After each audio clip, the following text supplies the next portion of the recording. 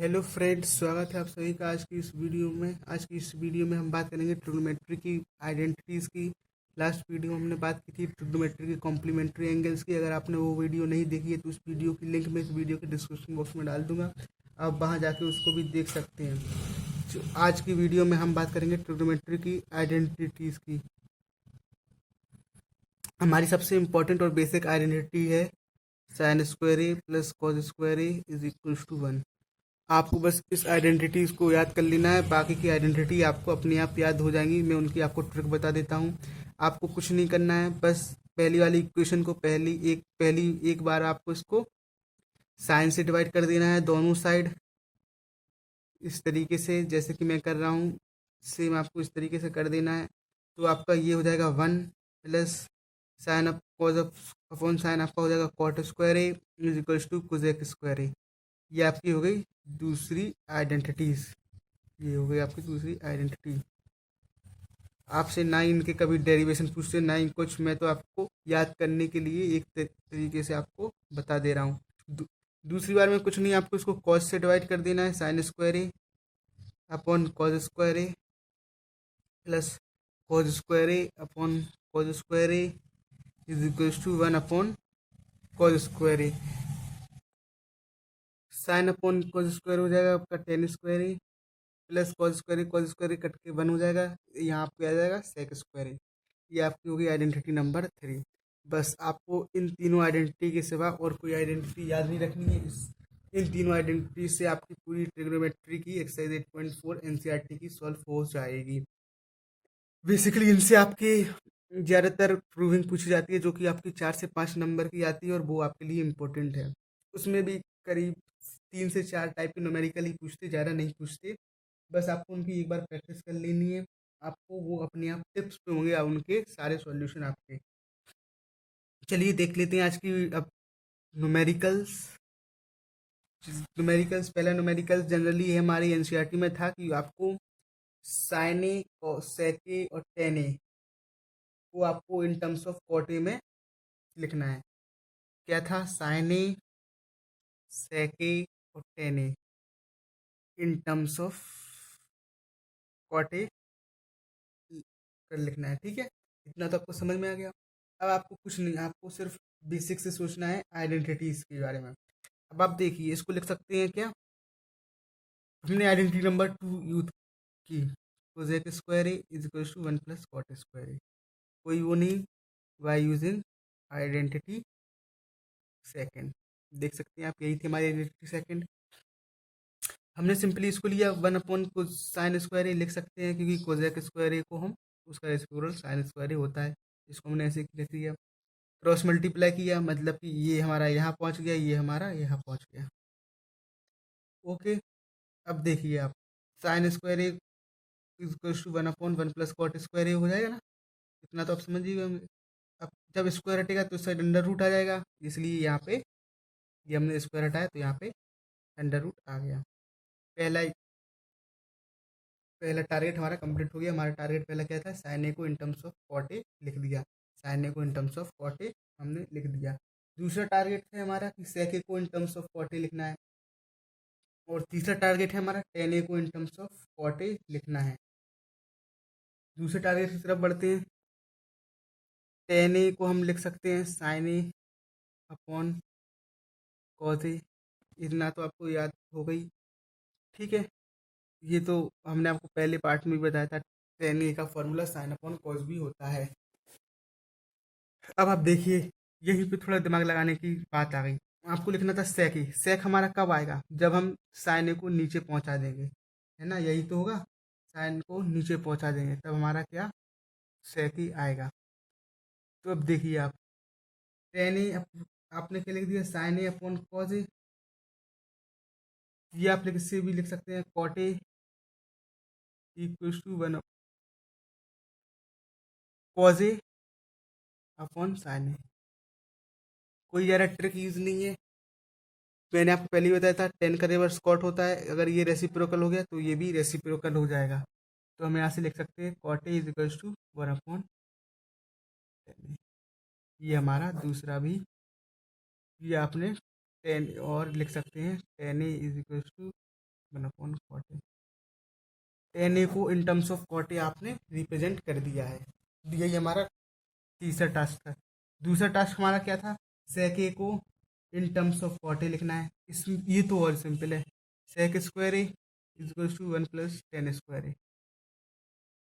अब आप देखिए sec square A one plus tan की वैल्यू थी one upon cot square A, इसीलिए हमने पहले तीसरे वाले टास्क को कर लिया था, क्योंकि इससे जनरली हमारा दूसरा भी इजीली सॉल्व हो जाएगा। अब बस आप लिख दीजिए sec A is to under root one plus one upon cot A. ये हमारा तीसरा टास्क भी कंप्लीट हो गया। ये हमारा दूसरा टास्क था, हमारा पहला टास्क था, देख सकते हैं आप। हमने साइन ए को in terms of cot A लिख दिया, टेन ए को in terms of cot A लिख दिया, और सेक ए को भी in terms of cot A लिख दिया।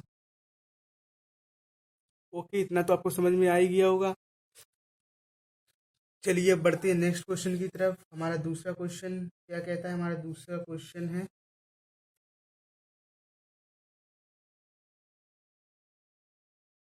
Sine square 63 degree plus sine square 27 degree cos square 17 degree plus cos square 73 degree. कल हमने आपको कॉम्प्लीमेंट्री एंगल्स के बारे में बात की थी, और हमने ये भी कहा था कि ये सारे कॉन्सेप्ट कहीं भी यूज़ हो सकते हैं। तो बात आई थी कि हम कैसे पहचानें कि कॉम्प्लीमेंट्री एंगल्स होते कब हैं, क्या हैं, कैसे यूज़ करने हैं। तो हमने बताया था कॉम्प्लीमेंट्री एंगल्स का हमेशा रिलेशन 90 डिग्री से होता है कुछ। दूसरी बात हमने बताई थी कि जो भी एंगल की वैल्यू आपको ट्रिग्नोमेट्रिकल टेबल में ना मिले, वो समझो कॉम्प्लीमेंट्री एंगल से लगभग लगभग सॉल्व हो सकती है। तीसरी बात हमने आपको बताई थी कि कॉम्प्लीमेंट्री एंगल्स के दोनों का प्रोडक्ट हमें सम सॉरी 90 डिग्री होगा। चलिए देखते हैं 90 डिग्री कैसे हुआ। देखिए आप इनके इन दोनों एंगल्स का ऐड कीजिए 90, इन दोनों एंगल्स का ऐड कीजिए 90। बस अब आपको इसी को इस तरीके से लिखना है कि आपकी आइडेंटिटी बन जाए। कल हमने आपसे बात की थी, आप लिख सक साइन 90 माइनस थीटा को क्या लिख सकते हैं आप, कॉस थीटा। इतना तो आपको याद ही होगा, कल भी हमने आपको ये चीज़ बताई थी। अब आप लिख सकते हैं ना साइन 63 डिग्री का whole square plus sine square 27 degree. हमने आपसे एक बात बताई थी कल कि जो भी दो वैल्यूज़ का एडिशन 90 डिग्री आएगा, उनमें से हम किसी एक वैल्यू को तोड़ेंगे, दूसरी को हम एज इट इज छोड़ देंगे। अगर आप दूसरी को भी तोड़ देंगे ना, तो आपका क्वेश्चन मिक्सअप हो जाएगा, आप कंफ्यूज हो जाएंगे कि अब हमें क्या करना है। कॉस 73 डिग्री का होल स्क्वायर, इतना तो आपको समझ में आ ही गया होगा। अब हम लिख सकते हैं ना, ये साइन थीटा है, इसको हम लिख सकते हैं ना साइन 90 डिग्री माइनस 27 डिग्री का whole square plus sine square 27 degree. Same चीज़ हमने यहाँ पे करेंगे, cos square 17 degree plus cos 73 को हम क्या लिख सकते हैं, कॉस 90 माइनस 17 डिग्री का होल स्क्वायर। बस अब हमने क्या पढ़ा था, साइन 90 माइनस थीटा होता है कॉस थीटा, यही हो गया ना 90 minus theta. Sine 90 minus theta से हम इस वाली वैल्यू को कंपेयर करेंगे, तो हमारा क्या था कॉस थीटा, मतलब कि कॉस स्क्वायर 27 डिग्री। अब ये स्क्वायर कैसे आया, ये स्क्वायर हमारा ये था प्लस साइन स्क्वायर 27 डिग्री। नीचे वाले में देख लेते हैं, नीचे वाले में हमने क्या किया था, हमने कॉस 90 माइनस थीटा को हम लिख सकते हैं साइन थीटा, ये हमने आपको कल भी बताया था।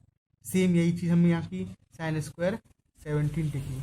अब हमारा आप देख सकते हैं ये हमारा बन गया sine square theta plus cos square theta. ये हमारी आइडेंटिटी बिल्कुल बेसिक में हमने आपको सबसे पहले यही बात बताई थी, ये बताई थी sine square A plus cos square A equals to होता है 1।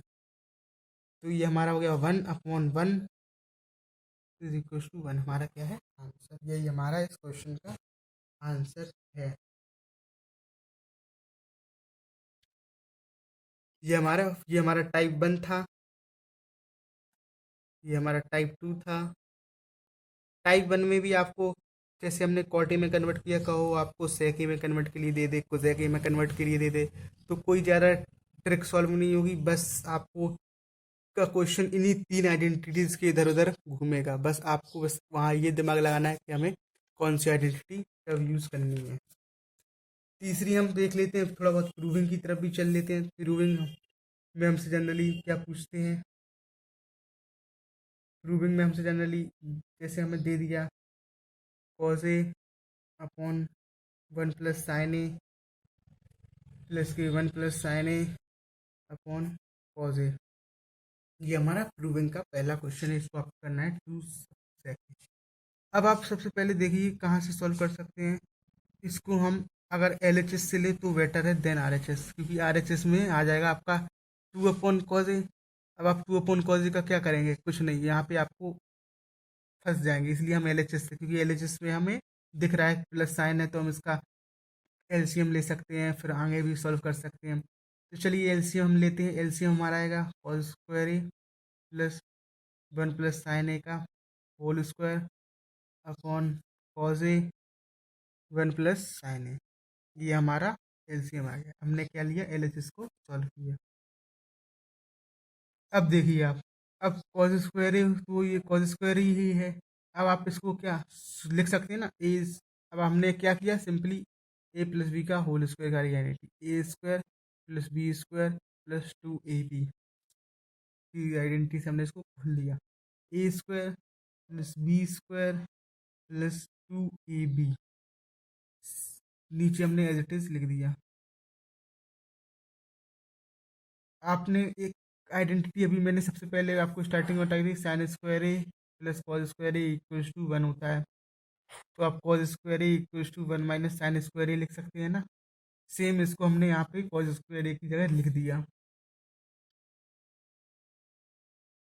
कोई ज़्यादा टफ क्वेश्चन नहीं है, ना ही ज़्यादा लेंदी क्वेश्चन है। बस आपको पहले तो यही चीज़ सोचना है कि हम किस साइड से सॉल्व करें और किस साइड से हमें चांस मिल सकता है, ज़्यादा प्रोबेबिलिटी है कि आंसर हमारा आ जाए। आपको वो साइड लेके चलना है और फिर आपको हर स्टेप आपसे खुद बोलने लगेगा कि मुझे यहाँ से सॉल्व करो। अब आप देखिए ये दोनों हमारे कैंसिल हो गए। ये 1 + 1 हो गया हमारा 2, ये वाला 1, ये वाला 1, 2 + 2 sin a।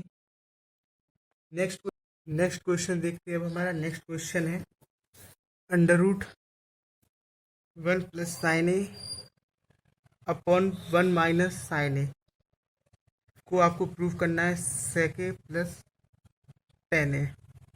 ये क्वेश्चन थोड़ा सोचने वाला है, लेकिन इस टाइप के क्वेश्चन में आप एक ट्रिक याद रख लीजिए।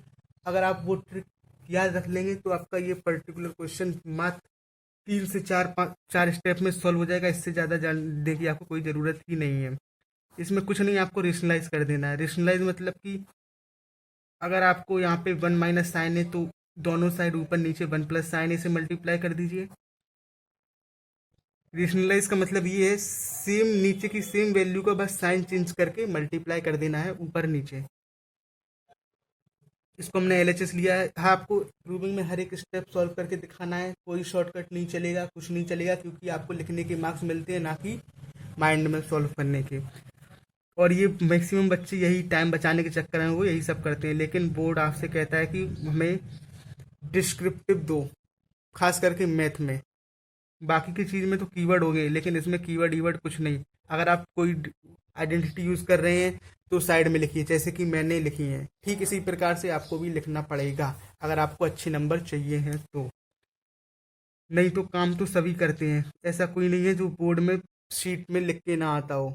मैटर करता है कि आपकी प्रेजेंटेशन कैसी है। अब आप यहाँ पे देख सकते हैं 1 + sin a दोनों साइड था तो ये a + b मतलब a + b का होल स्क्वायर, दोनों एक ही चीज़ थी ना। अब यहाँ आप लिख सकते हैं 1 - sin² ये हमने कैसे किया आपने पढ़ा होगा। a - b और a + b को हम लिख सकते हैं a² - b²। वही चीज़ हमने यहाँ कर दी बस। सिंपली अब आप इसको लिख सकते हैं इसको। अब आपका एक चीज़ देख सकते हैं, आप इसको ऐसे लिख सकते हैं ना 1 + sin a अपॉन 1 - sin² को आप क्या लिख सकते हैं cos²। ये भी आपको मैंने यहाँ बताया था। ठीक वही चीज़ हमने यहाँ की cos a का होल स्क्वायर। अब एक स्क्वायर और अंडर रूट हम सीधा ये लिख सकते हैं ना 1/sin a cos a। अब आप देख सकते हैं आपका जनरली ये सॉल्व हो जाएगा। अब आपको कुछ नहीं, बस इसको सेपरेट कर देना है। sin a upon cos a, बस आपका आ गया sec a plus sin upon cos हो गया आपका tan a = आपका हो गया RHS। हमने आपसे कहा था जनरली ये इसके बस 3 ही स्टेप, 1, 2, 3, बस 3 ही बेसिक स्टेप थे। आपको अगर ये वाला तरीका रेशनलाइजेशन वाले मेथड से अगर आपको समझ में आ गया तो समझिए आपका चुटकी बजाते इस टाइप के क्वेश्चन हो जाएंगे। मैंने आपको प्रूविंग के लगभग 1, 2, 3 ये भी जनरली, सॉरी ये तो हम नहीं कह सकते, 2 तरीके के प्रूविंग के क्वेश्चन बता दिए हैं।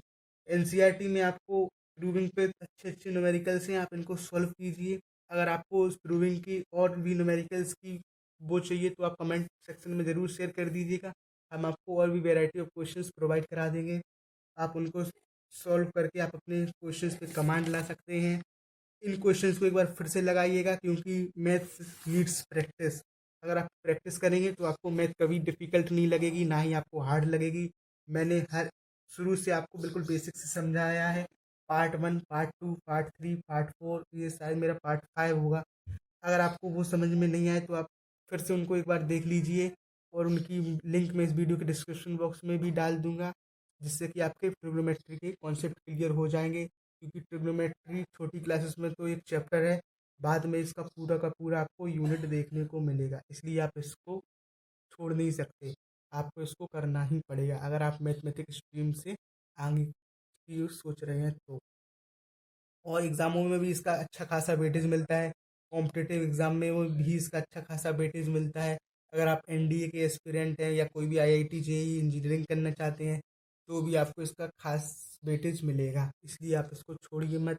बेसिक कमांड बना के चलिए, अपने डाउट क्लियर करते चलिए, आपको कभी प्रॉब्लम नहीं होगी मैथ्स की।